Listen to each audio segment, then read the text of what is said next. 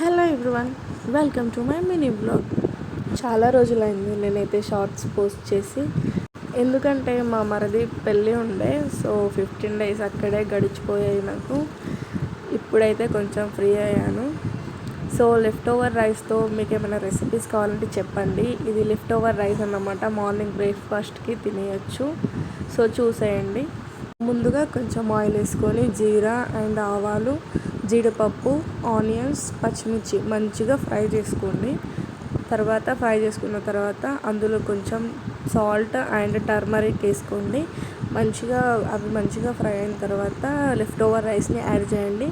Left over rice add చేసిన తర్వాత మీ దగ్గర లెమన్ ఉంటే లెమన్ వేసుకోండి. నా దగ్గర లేదు.